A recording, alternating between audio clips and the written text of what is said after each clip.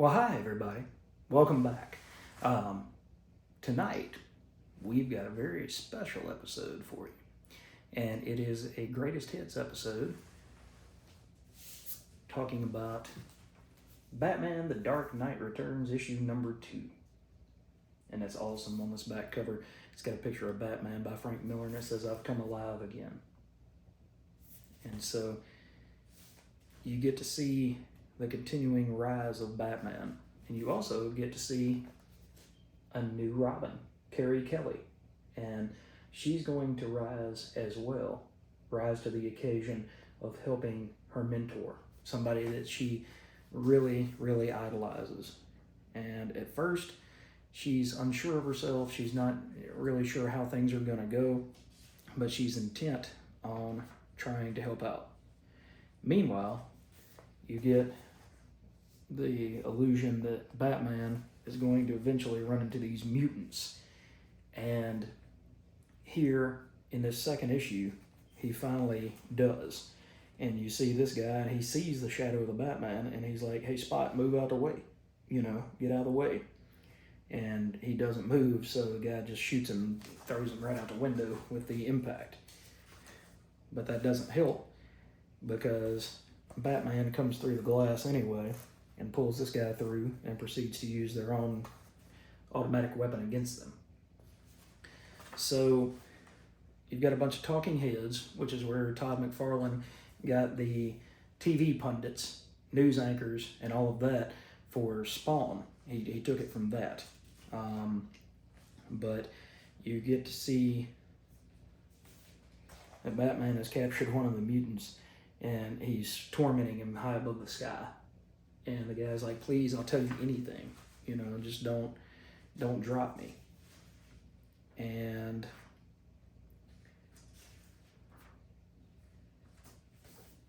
this is the most action-packed sequence of the whole thing, is you have Batman finally showing up and confronting the mutant leader. And the mutant leader is young, and he's strong, and he's fast, and he's powerful, and he's influential with his cohorts. He can bring people together against Gotham. And he says, "They call us a gang, they call us a mob, they think that we're just noisy kids. Only when they die by our hands and see their women will they know. We have the strength, we have the will, and now we have the guns. Gotham belongs to the mutants." And he says, "I will crush the fool Batman." And about that time, as he's speaking, and Batman fires a missile right there above his head. And Batman says, "Mutants, surrender now or be destroyed." And he starts just blasting them, just destroying them that way. And it's overkill. In a literal sense, it's overkill. It says, "I modified the Batmobile during some nasty riots 15 years ago. The only thing that I know that can cut through her hide isn't from this planet. The mutants use hand grenades, they're rocket launchers, something bounces off the hull that must have come from a bazooka. They do a lot of damage to each other, but they don't hurt the Batmobile." And eventually the mutant leader says, "Come on, coward, and face me. I'll kill you, I'll eat your heart." And he says, "The mutant leader, a kind of evil we never dreamed of. There he is, square in my sights, and only one thing to do about him that makes any sense. Every muscle is a steel spring ready to lash out." And it says, "Except he's got exactly the kind of body I wish he didn't have. Powerful, without enough bulk to slow him down. He's young and in his physical prime." And in the end, here comes Batman. And you just see that maniacal grin on his face. He's like, "This is going to be fun. I'm going to enjoy this. I'm going to enjoy taking this guy down." And he hits him a couple of times, but then the mutant leader says, "Man, you're slow. You are slow. I can take you in a heartbeat." And he says, "Yeah, he's right." And he shows me what a fast kick is. Something explodes in my midsection. No! And he finally gets it together enough to punch the mutant leader like right in the nose. And he says he hits him with everything that he's got. And the guy laughs it off. It says that his neck holds, his nose shatters, bone bites into my knuckle, and the idiot starts laughing. And he keeps trying to fight like a young man. He tries to match him. And at this point, Batman is in his mid-50s, so he's not a young man anymore. He's been out of the game for at least 10 or 15 years. And so even though his body knows what to do instinctively, he's not as fast and not as frightening and not up to speed like he used to be. And so the mutant leader breaks his arm and starts beating him with a crowbar. And eventually Carrie, Robin, comes in to save him, and they get him back into the Batmobile, and she's telling Alfred, who's trying to drive it back to the Batcave, she's like, hey, you're going too fast, you're hitting all these bumps. And he says, no, it's on a gyroscope. No matter what happens, you know, I'm going to stay level. It's not bouncing me around. And he goes back to the cave, and he kind of dies, okay? Bruce Wayne, as a young man, had to die in order for the Batman to kind of take over him. Excuse me. And here, again, it says, I leave them behind me, I leave it all behind me, and I go to the dark place where I first met you, before my parents died, before I learned what I am. I'm dying, but I can't die because I'm not finished yet, and you're not finished with me. Then something shuffles out of sight, something sucks the stale air and hisses. Gliding with ancient grace, eyes gleaming, untouched by love or joy or sorrow. Surely the fiercest survivor, the purest warrior, glaring, hating, claiming me as their own. So he smiles because he feels the energy, the fight come back into him.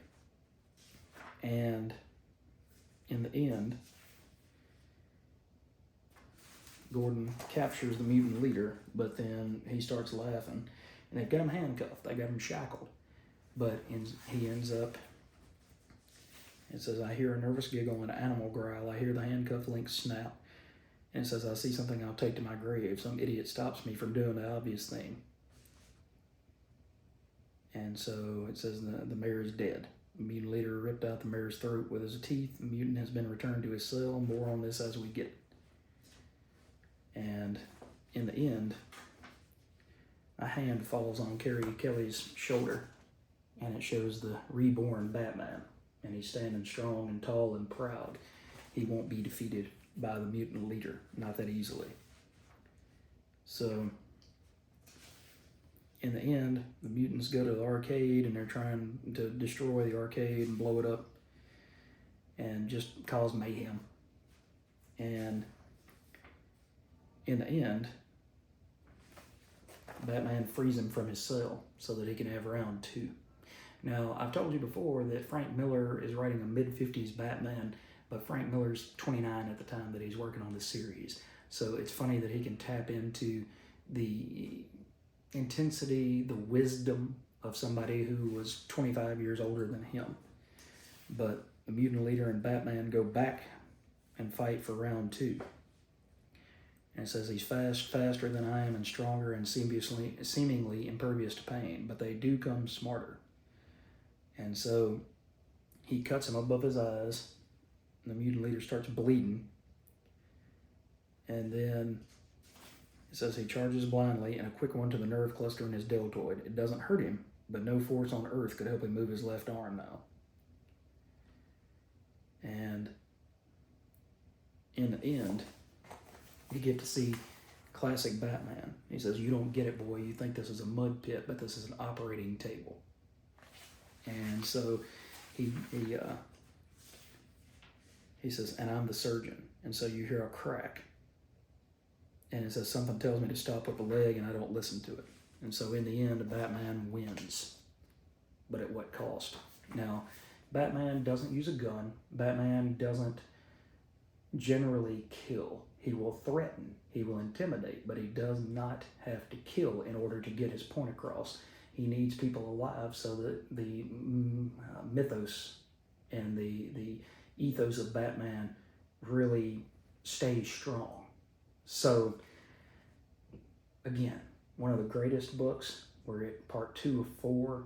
I'm glad to have these in floppies because they are absolutely great. If you guys get a chance, pick this book up, and maybe if you find the first issue, you can find it as well. It's still $4.99, which I think is the same price that the original floppies came out at back in 1986.